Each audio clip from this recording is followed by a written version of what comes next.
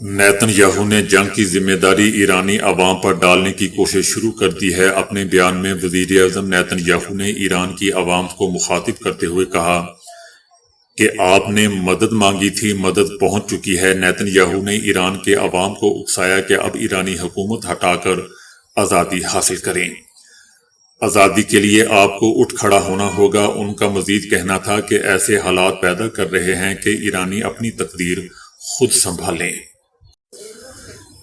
مشرق وسطی میں جاری جنگی صورتحال ایک نئے خطرناک موڑ پر پہنچ چکی ہے۔ خلیجی حکومتوں کا دوستوں کہنا ہے کہ فوجی فضائی اڈوں اور جوہری تنصیبات کے بعد اب پانی کو نشانہ بنایا جا رہا ہے۔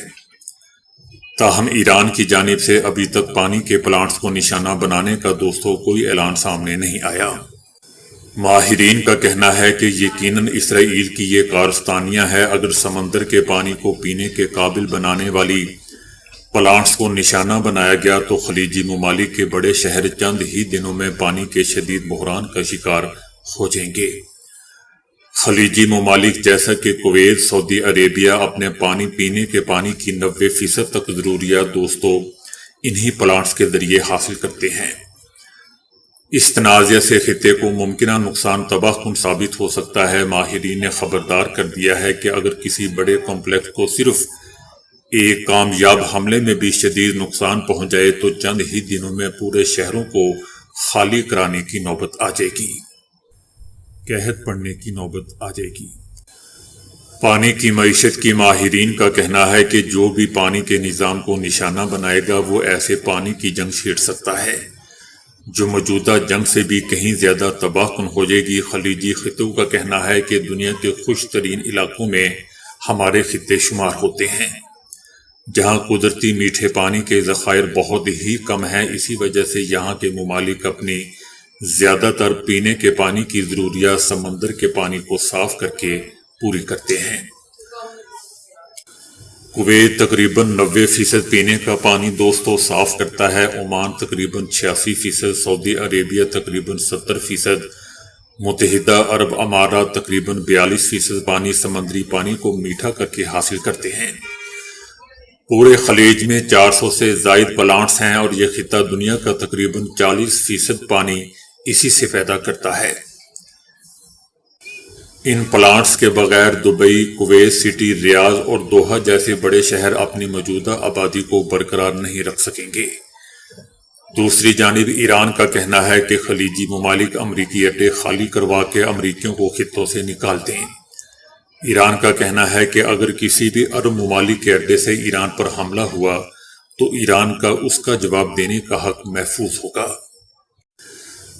امریکی خفیہ ادارے CIA کے ایک سابق تجزیہ کار کا کہنا ہے کہ ایران کے شدید حملوں کے بعد اسرائیل انتہائی مشکل صورتحال سے دوچار ہے۔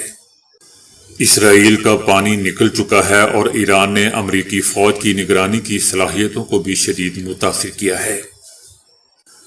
ان کا کہنا تھا کہ اگر امریکہ کے فوجی حملوں کا مقصد ایران کی بڑی آبادی پر اثر ڈالنا ہے تو یہ حقیقت بھی ذہن میں رکھنی چاہیے کہ ایران کی 70 سے 80% آبادی پورے ملک میں پھیلی ہوئی ہے، جبکہ اسرائیل کی 80% آبادی صرف 2 شہروں تل ابیب اور حیفا میں موجود ہے۔ اس کا کہنا تھا کہ اس کا مطلب یہ ہے کہ مغرب کو ایرانی عوام کے حوصلے توڑنے کے لیے سینکڑوں مقامات پر حملے کرنے پڑیں گے، جبکہ اس کے برعکس ایران صرف 2 بڑے اہداف پر حملہ کر کے امریکہ اور اسرائیل پر بہت بڑا اثر چھوڑ دے گا۔ ان کا کہنا تھا کہ اسرائیل صرف ایک بم کی مار ہے۔ اس صورتحال میں اسرائیلی شدید دباؤ میں ہیں اور جنگ بندی کی خواہش کے اشارے بھی دے رہے ہیں۔ CIA کے دوستوں اس سابق تجزیہ کار کا کہنا ہے کہ ایران کے جوابی حملوں نے فوجی توازن کو بنیادی طور پر بدل کر رکھ دیا ہے اور شاید کسی نے تصور بھی نہیں کیا تھا، کسی کے وہم و گمان میں بھی نہیں تھا کہ ایران 5 جدید ریڈار نظاموں کو ناکارہ بنا دے گا۔ اس کا کہنا تھا کہ اس کامیابی نے امریکی فوج اور اسرائیلی فوج کو مؤثر طور پر اندھا کر دیا ہے۔ ماضی میں اسرائیل کو ایرانی حملوں سے تقریباً 30-45 منٹ پہلے تک پیشگی وارننگ مل جاتی تھی، لیکن اب یہ وقت کم ہو کر صرف 1 منٹ رہ گیا ہے۔ اس نے امریکی فوجی موجودگی کے بارے میں کہا کہ امریکہ نے منصوبہ بنایا تھا کہ وہ اپنے فوجی اڈے سعودی عربیہ، کویت، بحرین، قطر اور متحدہ عرب امارات میں برقرار رکھے گا، مگر ایران کے بڑھتے ہوئے حملوں کی وجہ سے اب یہ منصوبہ عملی طور پر ناکام ہو چکا ہے اور مشکل بن گیا ہے۔ اس سے پہلے دوستو، ایک اور امریکی فوج کے سابق انٹیلیجنس آفیسر نے کہا تھا کہ خطے میں امریکی فوجی اڈوں پر ایران کے حملوں کے نتائج دراصل امریکہ کی غلط انداز کاری کا نتیجہ ہے۔ اس کا کہنا تھا کہ اگرچہ اسرائیل نے ایران کے رہنما اور ان کے اہل خانہ کو نشانہ بنانے میں کامیابی تو حاصل کی ہے، لیکن جیسا کہ امریکی صدر ٹرمپ امید کر رہے تھے کہ اس سے ایران میں حکومت کی تبدیلی یا نظام کے خاتمے کی کوئی صورتحال پیدا ہو جائے گی، لیکن ایسا نہیں ہو سکا۔ اس کے برعکس ایرانی عوام حکومت کے خلاف نہیں اٹھے بلکہ اپنے رہنما کی حمایت میں سامنے آ گئے۔ ان کی موت پر سوگ منایا گیا اور سڑکوں پر نکل کر بدلے کا مطالبہ بھی کیا گیا۔ اس سابق CIA آفیسر کا کہنا تھا کہ حملوں سے ایران کے میزائل پروگرام بھی معطل نہیں کیا جا سکا، جبکہ ایران کا رد عمل توقع سے کہیں زیادہ سخت اور غیر معمولی ثابت ہوا۔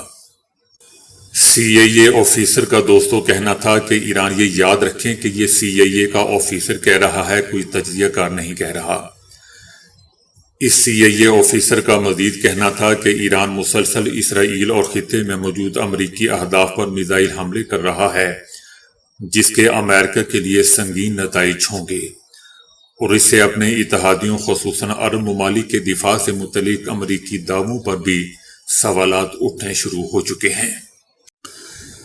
صہیونی حکومت کے سابق وزیر اعظم نے کہا ہے کہ اگر ترکیہ اسرائیل کے خلاف اتحاد بنانے کے درپے ہے تو ایران کے بعد اس ملک پر حملہ کیا جائے گا۔